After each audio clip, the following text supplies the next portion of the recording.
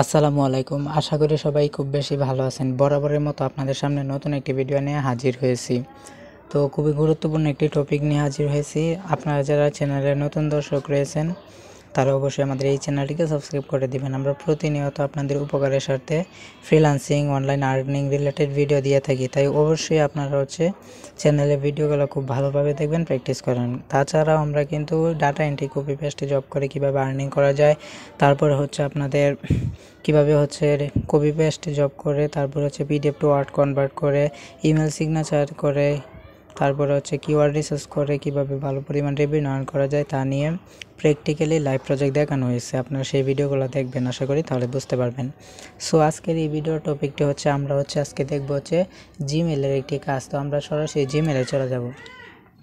তো জিমেলে চলে যাওয়ার পর আপনারা কী করবেন, এখানে একটা মোস্ট ইম্পর্ট্যান্ট একটা সেটিংস রয়েছে। আপনারা কী করবেন, এখানে সেটিংসে ক্লিক করে দিবেন। সেটিংসে ক্লিক করে দেওয়ার পর আপনারা জাস্ট কী করবেন, এখানে সি অল সেটিংয়ে ক্লিক করবেন। সি অল সেটিংয়ে ক্লিক করার পর এখানে খুবই গুরুত্বপূর্ণ একটি সেটিংস রয়েছে, যেটা অধিকাংশ লোকই জানে না। আপনারা একটু নিচের দিকে যাবেন।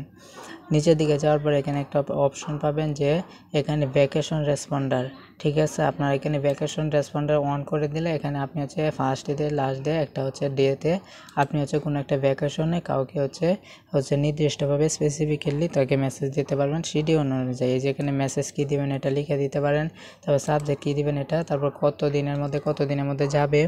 এখান থেকে আপনি চাইলে কিন্তু ভ্যাকেশন অনুযায়ী কিন্তু কোনো ক্লায়েন্টকে বা কাউকে আপনি মেসেজ করতে পারবেন।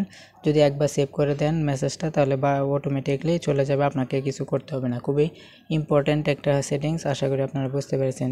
ভিডিওটি ভালো লেগে থাকলে লাইক দেবেন, কমেন্ট বক্সে মূল্যবান মতামত জানাবেন। আর যদি আমাদের এই চ্যানেলে নতুন দর্শক হয়ে থাকেন অবশ্যই চ্যানেলটিকে সাবস্ক্রাইব করে দেবেন। সবাই ভালো থাকবেন, সুস্থ থাকবেন, সবার জন্য শুভকামনা রইল। আল্লাহ হাফিজ।